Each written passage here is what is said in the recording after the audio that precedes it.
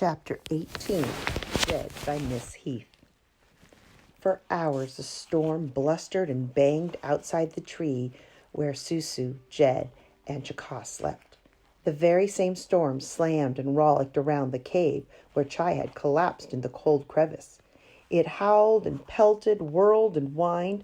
It spit and sprayed and showered.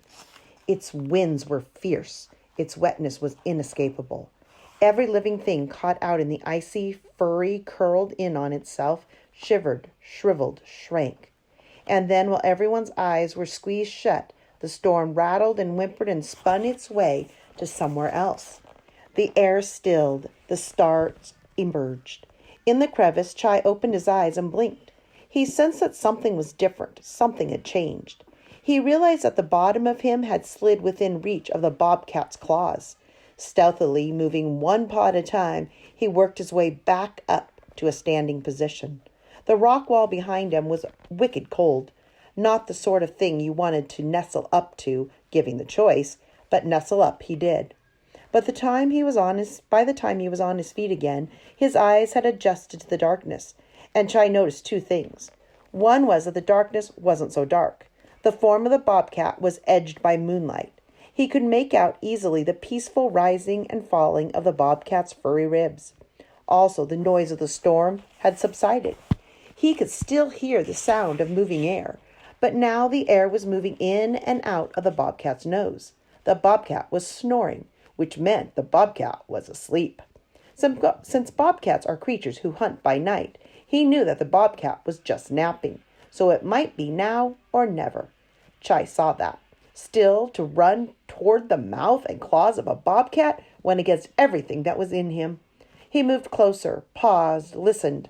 Should he go on? He waited for the next snore, and waited, and waited. Chai glanced back to see how far he had come from the relative safety of the wall. As he did, the snore came, a loud, ripping one, and he jumped. There was a halt in the middle of the snore, and he froze. Then the rest of the snore, a soft, trailing, farting wheeze. Fear left him. He stepped out of the crevice, and he padded right up to the sleeping beast and stood up. He looked it over. He had never seen one this close up before. He thumbed his nose at the bobcat. He put his thumb in his ears and wiggled his fingers. He turned his back and lifted his tail and mooned the big animal, mooning in the moonlight. Then he stepped softly toward the nearest tree and scurried up and away, not because he was afraid, but because he was not a fool. Bobcats, of course, climb trees too. They are excellent climbers, but sleeping bobcats don't. This bobcat was only napping, and momentarily he opened his eyes and blinked. He sensed that something was different. Something had changed. I wonder if he knows that his little squirrel dinner had disappeared and run off.